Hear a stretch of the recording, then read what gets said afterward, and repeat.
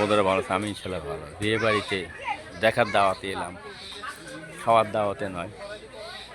এটা হিন্দু বিয়ে। আমাদের এই এক বৌদির বোনের বিয়ে। আমি আউটেই আছি, কারণ খাওয়া দাওয়া চলতেছে। দাদা এসেছে, দাদার সাথে সাক্ষাৎ করার জন্য আসলাম। এটা রাধাকান্তপুর, সম্ভবত দাসী ইউনিয়নের ভিতরে, রাধা ইউকের পাশে রাজবাড়ি। বন্ধুরা কেমন আছেন? তার মধ্যে একটু গ্রামীণ ভিডিওটা দেখাই। দেখেন ওই যে ওই রোডের থেকে ভিতরে, এখানে আলাদা রাস্তা নেই, পুরনো বাড়ি, হয়তো রাস্তাঘাট নাই।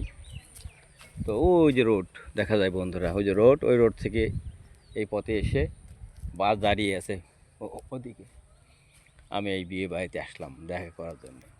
আমি ছিলাম দক্ষিণ দৌলতদিয়া, এই পথে এলাম জামতলা দিয়ে। তো প্রিয় মানুষগুলি খোঁজখবর নিতে হয়, চেষ্টা করি, পারি না। মেলা সমস্যা, মেলা প্রতিবন্ধকতা।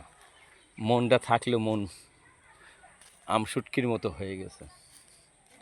অকালে আম পাইকে গেলে যেরকম হয়, বা রোদ্দুরি তাপে শুটকি হয়ে যায়, আমাদের মনটা শুটকি হয়েছে। চেহারা তো শুটকি হয়েছেই, রোজার টাইম, ফিল্ড ওয়ার্ক আছে, তাই চেহারাও শুটকি, মনও শুটকি।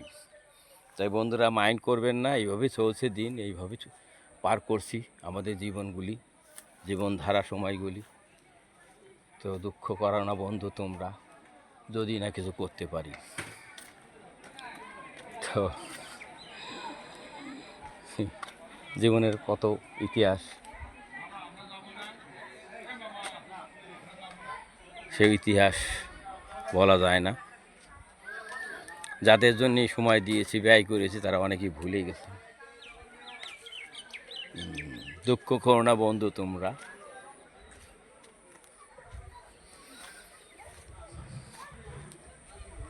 তো আজ স্মরণই করে না, জীবনে অনেকটা সময় দিয়েছি, ভুলে গেছে। ভুলে যাওয়াই স্বাভাবিক। বন্ধুরা কোনো জ্বালা নেই, জ্বালা তো তখনই যখন অবসর সময়টা কাটাই, তখন পুরনো স্মৃতি সামনে চলে আসে, পুরনো বন্ধুদের কথা মনে পড়ে যায়, তখন স্মৃতির পাতায় ভেসে ওঠে।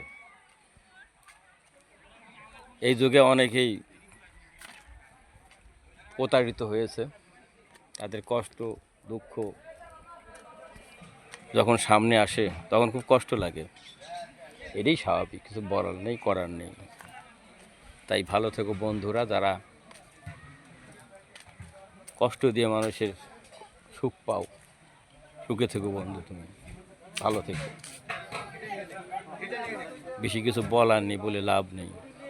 যতক্ষণ বেঁচে আসি ততক্ষণই তো বলার সুযোগ পাচ্ছি, পৃথিবী থেকে চলে যাব আর বলার সুযোগ নেই।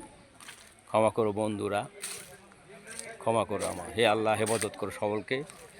আমরা যারা মুসলমান আছি তাদেরকে এই পবিত্র মাহে রমজানের পবিত্র রক্ষা করে রোজাগুলি সঠিকভাবে করার তৌফিক দান করো। বাবা মা দাদা দিদি নানা নানি আত্মীয় স্বজন যারা পৃথিবীতে বিদায় নিয়েছেন, তাদের জীবনের গুণাগাথার মাফ করে দাও, কবরদারটা মাফ করে দাও, তাদের বেস্তেবাসী করিও। আর যারা অসুস্থ আছে তাদের সুস্থতা দান করো। আমাদের সকলকে সঠিকভাবে নামাজ আদায় করে তৌফিক দান করো। আমিন আমিন আমিন। আসসালামু আলাইকুম ওয়া রাহমাতুল্লাহি ওয়া বারাকাতুহু।